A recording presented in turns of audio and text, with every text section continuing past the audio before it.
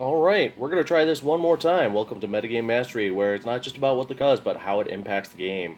Day 2 of Gen Con is upon us. I'm going to give you a quick recap of the highlights of Day 1.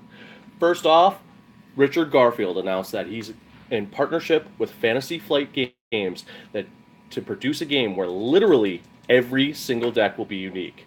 The premise of the game is that they are going to give us you purchase a deck, it's got a unique back, and you can never change that deck. If you don't like it, then it's going to you have to get a whole new game or a whole new deck, a whole new game. I'm sure there will be people who get dud decks that'll get a whole new game.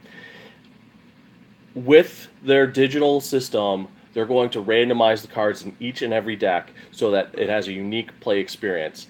In doing so, there will be literally millions upon millions of different variations. How many of those actually make it to the meta? Time will tell. But it's a very exciting prospect. Also, the birthday qualifiers for the beta draft are happening. I was able to participate in one. I'm going to go over the highlights and my play record with you guys. And lastly, there are some awesome exclusive products that I was able to pick up, and I'm going to go over some of those with you right now. Here we have the Gen Con birthday qualifier exclusive playmat. It's got the Black Lotus Gen Con there. Looks gorgeous, and it's stupid thick. Like, this is 3 times as thick as any playmat I've ever had. It's freaking ridiculous. And underneath, we have the Dragon Shield Gen Con exclusive Pearl Dragon playmat, along with the Gen Con exclusive Pearl Dragon sleeves. I was a little disappointed that they're not full art. They are just white matte sleeves. Not much for a Gen Con exclusive, but look at that playmat. Just gorgeous. And over here, we have both the Munchkin supplement for Red Dragon Inn, and we have the Red Dragon Inn expansion with the Munchkin characters. Awesome. 2 of my all-time favorite box games, putting their intellectual properties together for a new, unique gaming experience. We also have the Gen Con Red Dragon Inn promo card, the Day 1 Pathfinder pin, and the commemorative Gen Con dice. I personally prefer the blue and gold. This has kind of got like a camo feel to it, so if that's your shtick, it looks awesome. We also have Gen Con Dragon Shield tokens here. And this year you can get them foil, which is super sweet.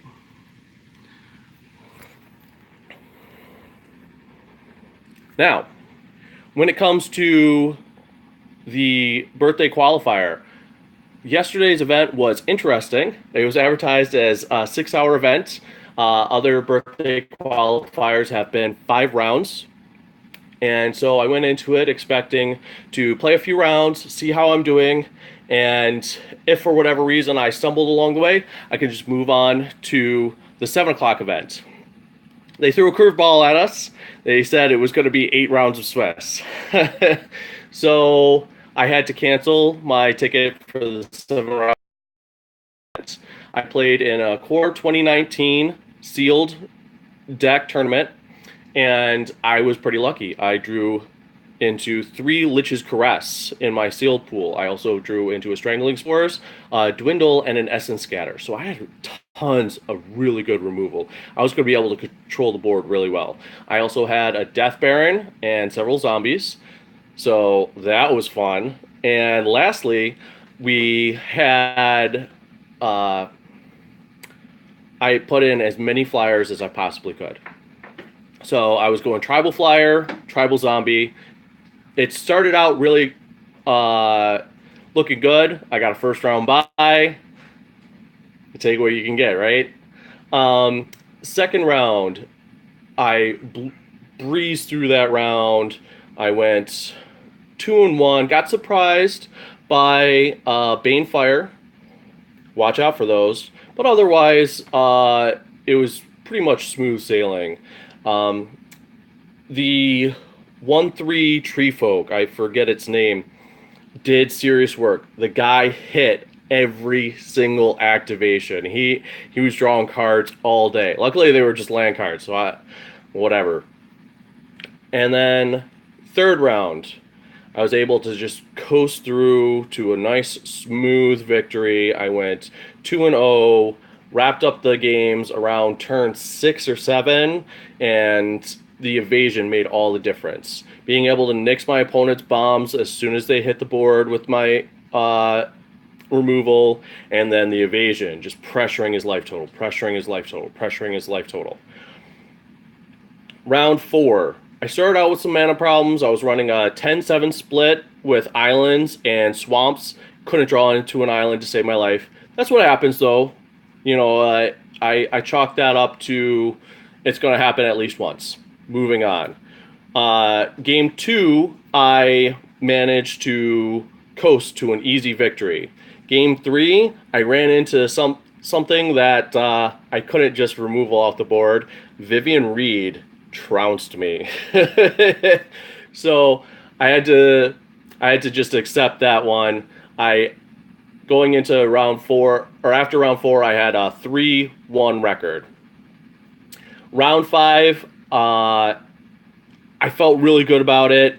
It was neck and neck the whole way, and of course I drew into 12 of my 17 lands, and I just ran out of gas. He got Chromium on the board. I had him down to 7 life, but I just couldn't outrace the Chromium.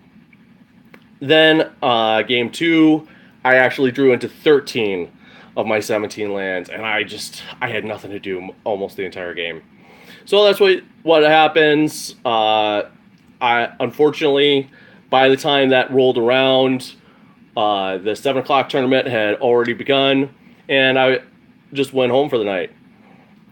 I will be playing in day 2 at 3 o'clock Indy time. If you're there, say what's up.